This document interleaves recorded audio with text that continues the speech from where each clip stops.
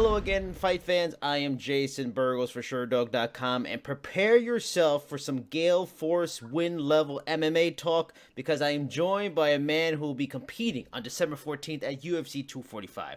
On that night in Las Vegas, he will take his number 10 ranking in the middleweight division and face off with the number 14th ranked Russian known as Omari Akhmedov, and that man is the Hurricane himself. Ian Heinisch. Ian, what is up, man? And glad to get to What's talk up? to you again. Yeah, man, good to hear from you. Everything's good, brother. Just camp winding down and feeling ready to jump into fight week. Now, before we get into fight talk and upcoming fight, the fight before this, all that kind of stuff, for the fans out there, we'll get to that. But I want to talk to Ian about documentaries. We're both fans of documentaries, certain documentaries. Now, after our interview a few months back, we talked a bit on the Kalief Browder documentary by Paramount Network. For those watching that maybe are unaware, like Browder, you spent a very small amount of time in Rikers, but it was memorable enough for you. Thankfully, that place is being closed now. What do you think of the documentary? I know you finally got to see it, and were there any aspects of it that were, really stood out and were powerful for you? Yeah, it's just crazy, man. I got a lot of respect for Khalif. He stuck to his guns and he wouldn't plead guilty. Yeah. For 2.5 years, and this kid's just a young kid, man, and they were just abusing him in there and putting him in isolation and just starving him and torturing him. And it's a crazy documentary, and I recommend all people should go watch it. It's sad, but it has a message to it, which is positive of just about, how it's corrupt. And I'm glad they're shutting down Rikers Island, man. That's a blessing. And, that kid went through so much. And then when he was out on the street, it's just crazy. He got stabbed, he got shot. Like, people thought he was famous because Jay-Z made the documentary about him, and they thought he had money. And this guy was just tormented, man. And that just that was a stamp on our society, and especially in New York. And, it had a super sad ending, but, I think you could take something away from that documentary. I mean, and it shows a lot about that. People may not understand. Oh, you put somebody in prison. If it's a bad situation, it can only make them worse sometimes, or different, or just break them as a person. That kid, he had a good heart, and he was broken as a person. I mean, you've experienced a little bit of records, but you did some good amount of time in Europe. I mean, was there? I've seen stuff about Europe being a lot different in terms of the prison. Some of them good, some of them bad. Like, what was your experience like in terms of the differences between the two? Because U.S. prisons it's a business. It's a business now. Yeah. Yeah, actually in Europe, it was more of they reformed you if you chose to be reformed. They had opportunity for that, which was great.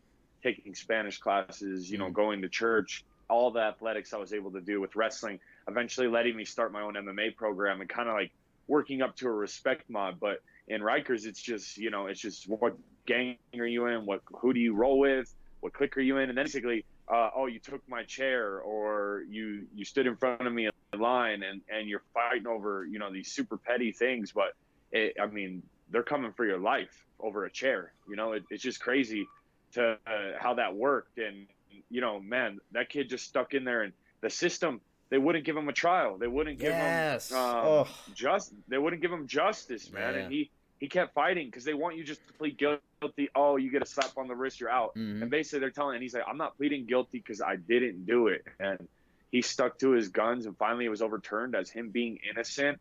And a lot of people had to take the heat for that. And a lot of them resigned or got fired. And, they deserve justice, in my opinion, for making him go through all that punishment, them not doing their job correctly. Now, and his family, I believe his brother has become an activist since. I know we've talked about it. After your career, you want to get more into activism and stuff like that. But as you've become more of a name in the UFC, you've been rehabilitated and really got your life together and done some positive things. Have you been contacted by people from that are incarcerated? Have you felt that you've become an inspiration to guys on the inside? Like, man, Ian Heinisch, look what he did, and stuff like that. Yeah, no, absolutely. I get contacted from guys that are freshly out of prison. I actually speak at a few Christian organizations where it's people that are in halfway houses, fresh out of prison, or in rehab. And, these guys are fresh out of prison, and this is the most vulnerable time you can have.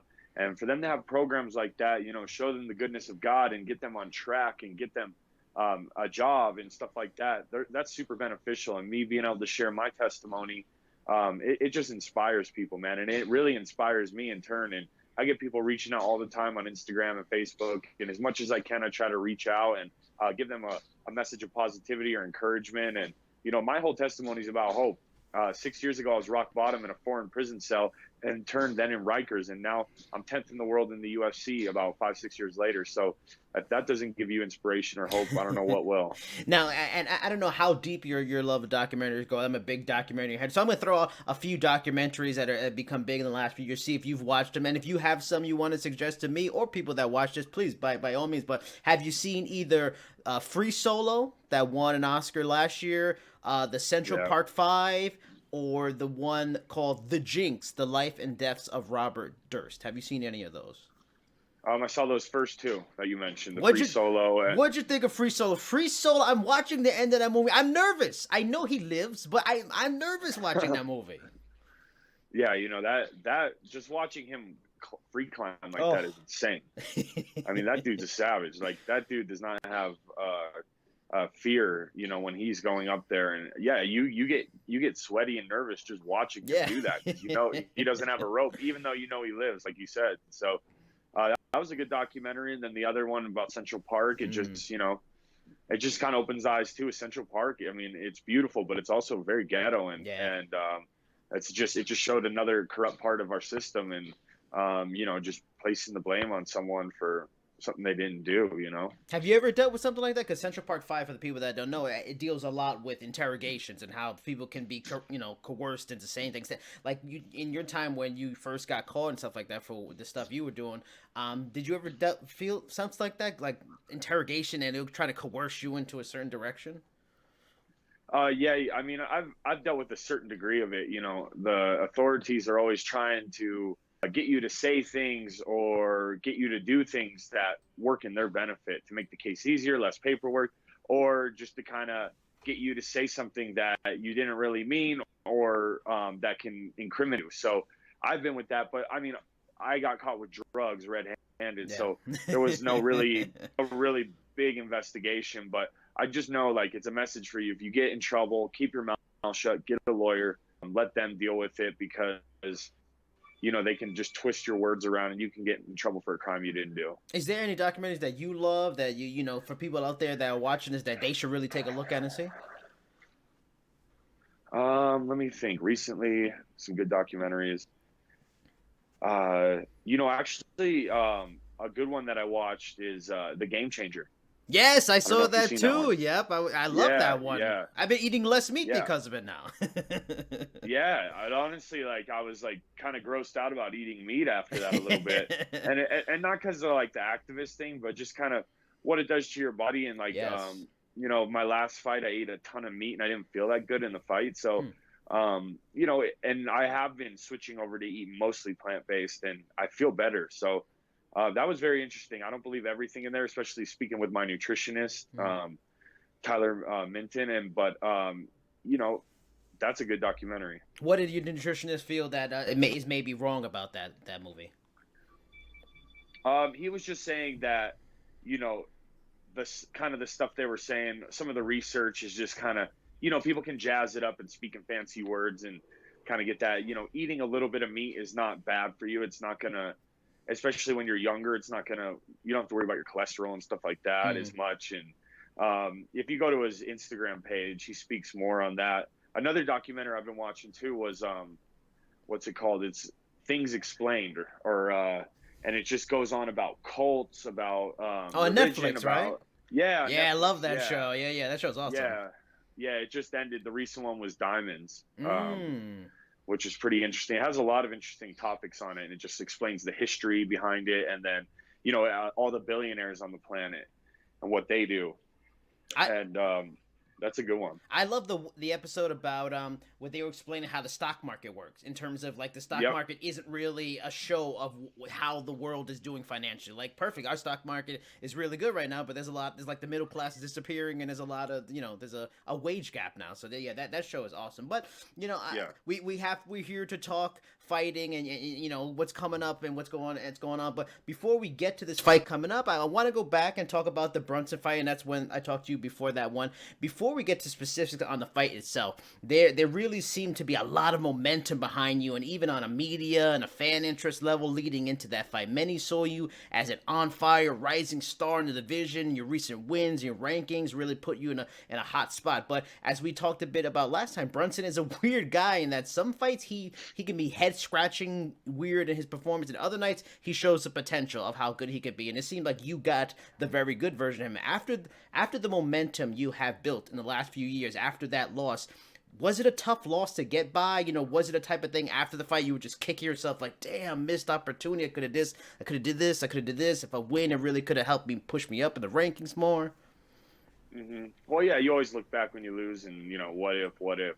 And I mean, if that kick was 2 inches lower, yeah, not above his ear below, I mean, it rocked him either way. But, I just take it as a lesson and not as a loss as much. And I learned so many things of just leaking energy out on fight week and having the most fans I've ever had show up, and walking in the lobby having 30 plus fans. Wow. And just people blowing me up and and just all that kind of stuff, and just the extra media involved with the pay-per-view card and just the hype. And honestly, I didn't feel that good that week. I was pretty sick that week, but I wasn't going to pull out on top of everything. And then just hunting a big finish right away and not being patient in the fight. Hold on, someone's go. And not being patient in the fight. So I just learned a lot about leaking energy out instead of holding that in for the fight, and just using that. I pride myself as a guy who has cardio for days, and that fight I didn't have great cardio, and I feel I found the reason why, and I'm going to correct that this fight. And that's what I was going to lead to, like the specifics of the technical things of what you felt went wrong. And you already brought it up that you felt weird going into the fight. You mentioned right now you were sick, and in the third round you seemed uncharacteristically tired, like you said.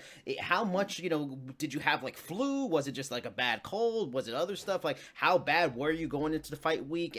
And you mentioned you feel you made the changes also on a dietary nutrition level. Talk about the changes you've learned from that.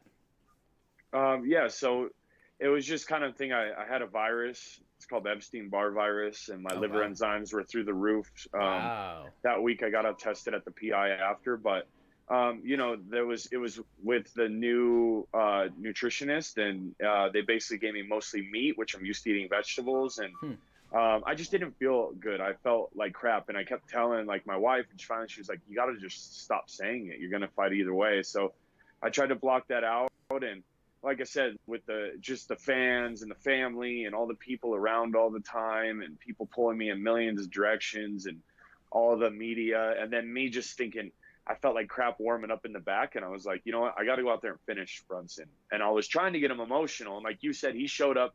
Nothing to take away from him. He showed up and fought his best fight. Yeah. He was calm. He was composed. He's a super vet, and I learned a lot from Brunson, and I appreciate that experience to learn all that. And I had to go back, reevaluate what I'm doing, and take ownership that it was my fault. And I made a bunch of corrections, and that's why I'm not worried about who my opponent now.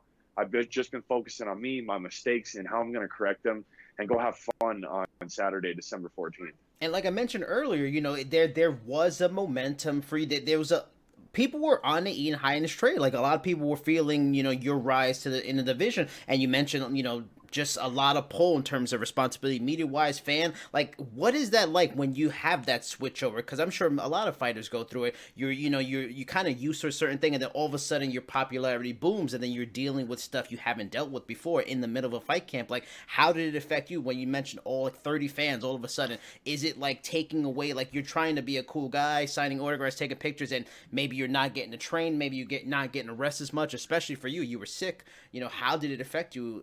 That element of it, the fan, all those kind of outside elements affect you that week. Yeah, it all added up. It wasn't one big thing that was the problem. It was a bunch of little things, and I sacrificed my whole summer and trained for that fight, and I just put a lot of pressure on myself. This is such a big pay-per-view. All these people are going to be here. Some of your idols are fighting on the card, and so I just kind of put a lot of pressure on me that I didn't need to put on myself, and like I said, I wasn't getting the rest. Every time I walked downstairs, it ended up turning into 30, 40 minutes just to get through the lobby. Wow. Just, shaking hands, pictures and stuff like that. So there was just a lot of errors, and then obviously rocking him so early in the fight and just chasing a knockout for the entire fight. These guys are super vets and they're not easy to knock out, which I found. And I got to be patient. I got to be methodical, and I got to let the knockout come to me and not chase it. So that's what you can expect in my next fight. Now on to Omari Akhmedov. Like many Dagestani fighters in the sport now, he has strong grappling background, wrestling, sambo. You have faced some skilled grapplers like an Antonio Carlos Jr. in your career. However, Antonio Carlos Shootface is more, his strongest strength area is when he gets you, when you're already on the ground in his jiu-jitsu. Omari has a much better tool bag to pull from in terms of getting the guy to the mat. Because of that, is he like right up there in terms of grapplers you have faced, maybe the best yet, because he has that takedown ability, which is one of the harder elements to, get done in a fight? Yeah, I mean, no, not really, because if you get taken down, it's not really a threat for me. I'm a scrambler, I like to scramble, and I feel he throws everything in every punch, and if he tries to take me down, it's especially early, it's going to be a crazy scramble, and I plan on just fighting through the storm and getting him tired, wearing him out, and finding that knockout, and being, like I said, patient about it and let it come to me. You have a strong grappling pedigree as well as a wrestler, junior college, state champion in high school. You showed a good bit of it in the fight with Shootface. Perfectly mentioned the scrambling. That was some of the best elements of that fight where you really took over, and he just had a this guy won't stay down kind of element to him. Is this fight exciting in a way because you may get to fall back on those classic skills of yours and use it to your advantage to keep it on the feet? Or is part of the plan, not to give away too much, for this fight to take him down, kind of like you tried to do against Brunson, and show him, Omari, you are not the best wrestler in this cage right now, my friend? Yeah, it's going to be a little bit of both. Not to give too much away. I've had a bunch of good wrestlers come in the gym, and I've been training specifically for that. My wrestling cardio is through the roof right now.